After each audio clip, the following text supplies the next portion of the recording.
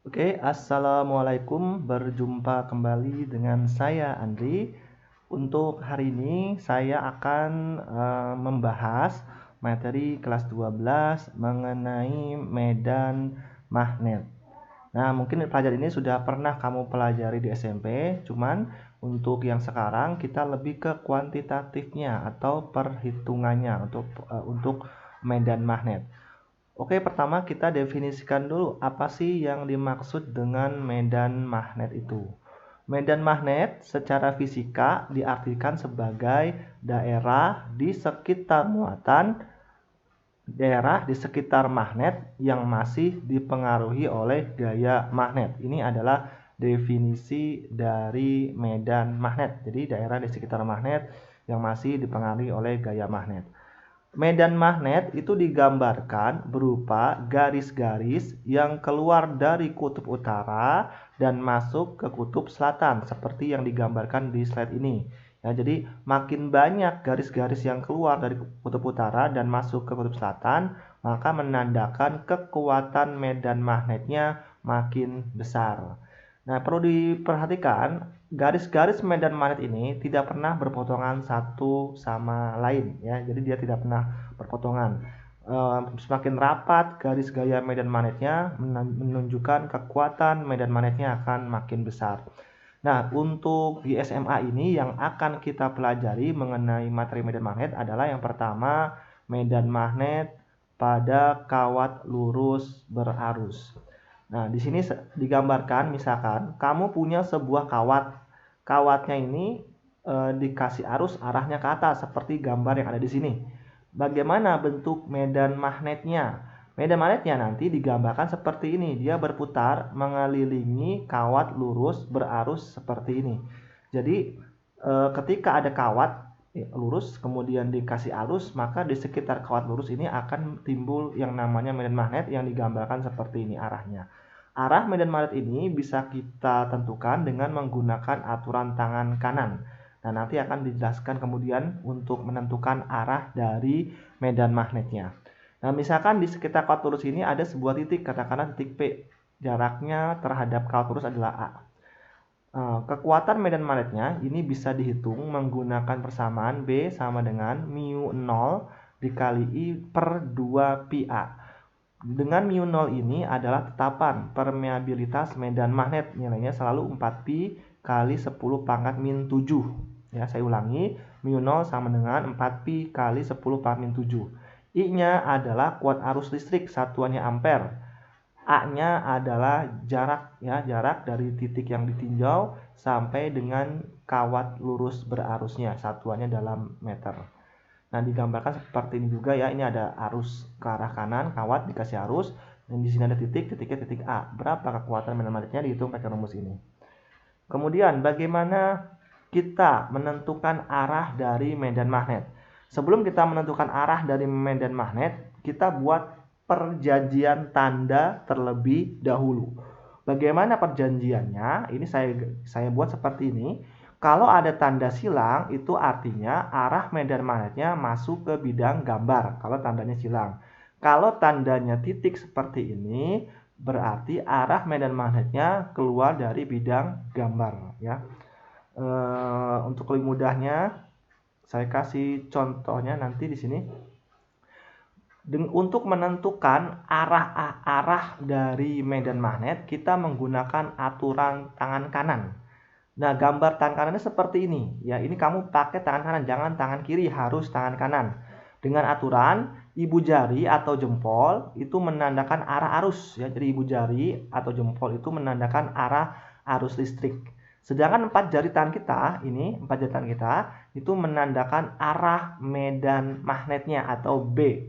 Saya ulangi, ibu jari ini menandakan arah kuat arus, empat jari kita menandakan arah medan magnet. Nah, kalau kita gambarkan di sini, ini ada kawat lurus dikasih arus ke atas, maka di sekitar kawat lurus itu dengan aturan tangan kanan, jempolnya ada arus, empat jari ini kan dia akan berputar searah dengan putaran berlawan arah dengan putaran jarum jam. Maka nanti bentuk medan magnet seperti ini. Ini kalau kita gambarkan dalam 3 dimensi. Lalu bagaimana dengan 2 dimensi? Kalau dengan menggunakan dua dimensi dengan aturan tangan kanan seperti ini, untuk titik yang ada di sebelah kanan ini digambarkan dengan tanda silang. Kenapa? Karena kalau kita menggunakan aturan tangan kanan, jempol kita ke atas, 4 jari kita di sebelah kanan, dia arahnya masuk ke bidang gambar. Maka disimbolkan dengan tanda silang kalau masuk. Sedangkan untuk yang titik yang ada di sebelah kiri dari kawat, dengan aturan tangan kanan, ini ada tanda titik. Artinya apa? Dia keluar dari bidang gambar dengan aturan tangan kanan. Supaya lebih paham lagi mengenai aturan tangan kanan, saya kasih contohnya.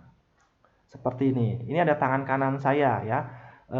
Jempol tadi ini adalah arah arus, 4 jari kita adalah arah medan magnet ya.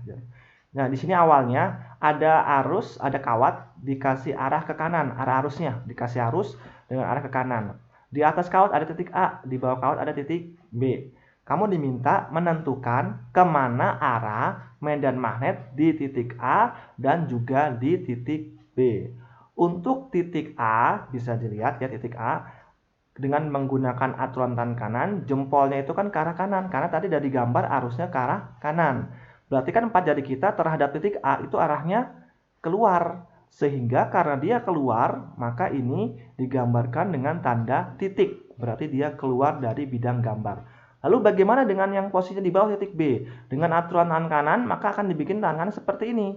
Jempol kita tetap ke arah kanan, 4 jari terhadap titik B arahnya masuk ke bidang gambar, sehingga disimbolkan dengan tanda silang. Nah, ini adalah aturan menggunakan tangan kanan seperti itu. Contoh soalnya, dari gambar di samping, kuat medan magnet di titik A adalah titik-titik. Nih, di sini digambar ada dua kawat. Kawat pertama dialiri arus ke atas besarnya 2 ampere. Kawat kedua juga sama, dialiri arus ke atas besarnya 4 ampere. Jarak kedua kawat 6 cm.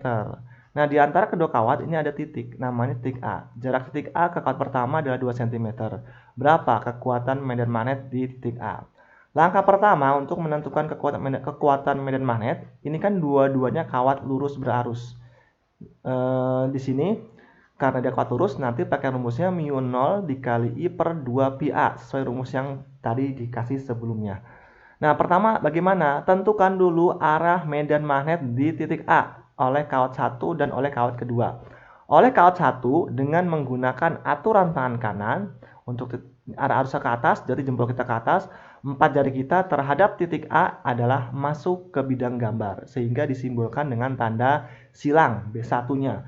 Karena B1-nya silang di sini, berarti dia artinya apa? Masuk ke bidang gambar arah medan magnetnya. Untuk menghitung besarnya, kita pakai rumus μ0 kali I per 2 pi A. Dengan mensubstitusi μ0-nya tetapan 4pi kali 10 pangkat min 7 dikali kuat arusnya, yaitu kawat pertama 2 ampere dikali 2 dibagi dengan 2 pi A. Jaraknya kan 2 cm ya, titik A terhadap kawat pertama. Berarti diubah ke meter, 2 kali 10 pangkat min 2 meter. 4pi dibagi 20 saya coret jadinya 2. 2 saya coret lagi dengan bawah, jadi sisanya tinggal 2 kali 10 pangkat min 5 Tesla nilainya. Kemudian B2, kawat medan magnet yang disebabkan oleh kawat kedua. Ini arah arusnya ke atas. Titik A-nya ada di sebelah kirinya. Nah, dengan menggunakan aturan tangan kanan, jempolnya itu ke arah atas, 4 jari terhadap titik A arahnya keluar dari bidang gambar. Sehingga karena dia keluar dari bidang gambar, maka B2 itu diberi tanda titik. Nah, berapa kekuatannya? Kekuatan medan magnetnya dihitung pakai rumus kawat lurus karena dia berupa kawat lurus. μ0 kali I per 2 pi A. μ0-nya tetapan 4pi kali 10 pangkat min 7, kuat arusnya adalah 4 ampere. Per 2pi dikali A. A-nya adalah jarak titik A terhadap kawat kedua. Berarti kan tinggal dikurangin 6 dikurang 2, yaitu 4 cm. Diubah ke meter, 4 kali 10 pangkat min 2. Baru setelah itu kita coret 4 sama 4-nya, dicoret 4pi dibagi 2pi hasilnya 2. Berarti jadinya 2 kali 10 pangkat min 5 Tesla setelah kita hitung. Nah, berapa B total di titik A? Kamu lihat untuk menentukan B total. Kalau B1 sama B2 searah, itu B totalnya ditambahin kalau searah. Tapi kalau arahnya berlawanan, kita kurangi ya. Yang besar dikurang yang kecil kalau arahnya berlawanan. Nah, kita lihat di sini. B1 sama B2 arahnya berlawanan karena B1 tandanya silang. Berarti dia masuk ke bidang gambar. B2 tandanya titik, berarti dia keluar dari bidang gambar. Karena arahnya berlawanan, maka B total kita kurang. Kita kurangin 2 kali 10 4 min 5 dikurang 2 kali 10 4 min 5. Hasilnya adalah 0 Tesla. Nah, ini besar medan magnet di titik A. Berikutnya, medan magnet pada kawat melingkar. Kalau tadi kita berbicara mengenai medan magnet pada kawat lurus. Sekarang bagaimana kalau ada kawat dibuat melingkar seperti ini? Di sini ada sebuah kawat dialiri arus dengan arah searah putaran jarum jam. Dengan menggunakan aturan tangan kanan, yaitu jempolnya searah arus, ya searah putaran jarum jam, maka 4 jari kita terhadap titik P, yaitu yang berada di pusat lingkaran, P ini pusat lingkarannya, dengan jari-jari A akan diberi tanda silang. Kenapa? Karena medan magnetnya masuk ke bidang gambar kalau dia searah dengan putaran jarum jam. Kalau arah arusnya kita balik, yaitu berlawanan arah dengan putaran jarum jam, maka dengan aturan tangan kanan, jempol ini adalah arah arus, 4 jari kita terhadap titik P itu diberi tanda titik karena dia arahnya keluar dari bidang gambar. Berapa sih kekuatan medan magnet di pusat lingkaran ini? Untuk menghitungnya kita pakai rumus yang tadi, B sama dengan mu0 kali I per 2A. Beda dengan yang tadi ya. Kalau tadi ada pi-nya, kalau pada kawat melingkar pi-nya hilang, jadi tinggal mu0 I per 2A. Dengan mu0-nya tetapan 4pi kali 10 pangkat min 7 nilainya. Jadi selalu mu0-nya itu 4pi kali 10 pangkat min 7. Oke, supaya lebih paham, saya akan kasih contoh soalnya di sini. Di sini ada kawat setengah lingkaran yang dialiri arus 2 ampere. Kita diminta menghitung kuat medan magnet di titik P adalah titik. Jadi di sini titik P itu di pusat lingkarannya. Jari-jarinya dari gambar adalah 2 cm. Bisa dilihat di sini, menghitung kekuatan medan magnetnya karena cuma setengah lingkarannya, maka pakai rumus B sama dengan setengah dikali mu0 I per 2A. Dengan mu0 ini adalah tetapannya. Ini kenapa muncul setengah? Karena dia cuma setengah lingkaran. Jadi kalau seperempat lingkaran berarti dikali dengan seperempatnya. Oke, berarti nanti nilainya setengah dikali mu0-nya tetapan 4pi kali 10 pangkat min 7. I-nya adalah 2 dibagi dengan jari-jarinya, yaitu 2 cm, 2 kali A-nya jari-jarinya, 2 kali 10 pangkat min 2 meter. Kita sederhanakan, 2 dicoret, 4 bagi 2 adalah 2. Nah, jadi nilainya adalah 2 kali pi kali 10 pangkat min 5 Tesla nilainya.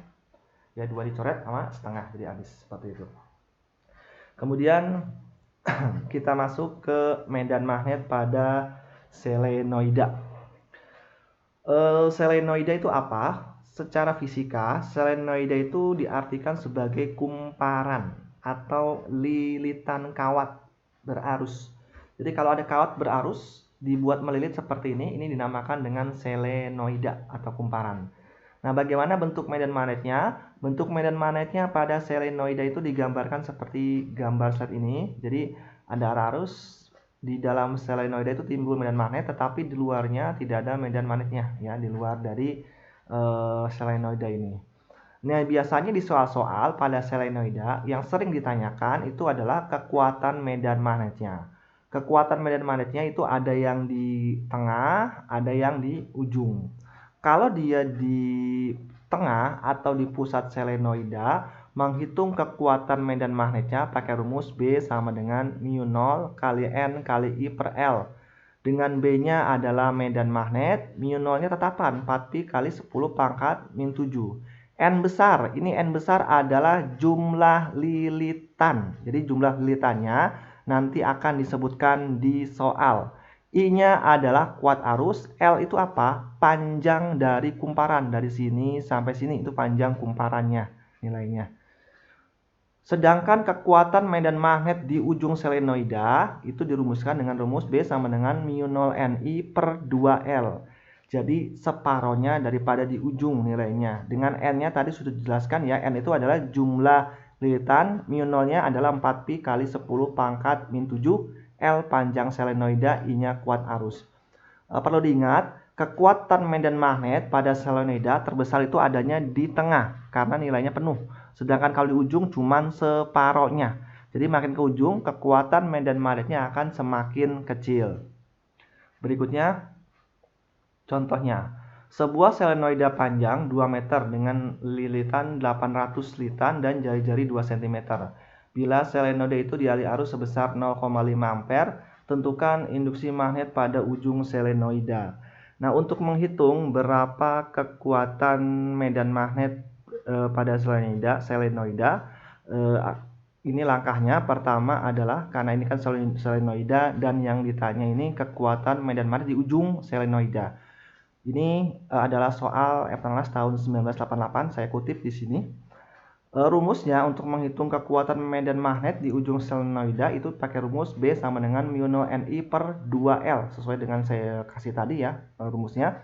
Mu 0-nya 4pi kali 10 pangkat min 7, kuat arusnya 0,5 ampere. N tadi apa? Jumlah lilitan. Di sini jumlah lilitannya ada 800 dibagi dengan 2L. L tadi adalah panjang selenoidanya. Panjang selenoidanya 2 meter, berarti tadi 2 dikali 2. Sedangkan jari-jari yang 2 cm ini tidak perlu kita gunakan karena sebagai pengecoh saja. Kalau kita hitung nanti nilainya akan dapatkan 4pi kali 10 pangkat min 5 Weber per meter persegi. Nah, jadi jawaban tepat adalah yang A ya nilainya. 4pi kali 10 pangkat min 5 Weber per meter persegi. Oke, cukup sekian dari saya untuk materi medan magnetnya baru sampai selenoida. Minggu depan kita teruskan pada toroida dan juga gaya Lorentz pada muatan dan juga pada kawat lurus. Cukup sekian dari saya. Assalamualaikum warahmatullahi wabarakatuh.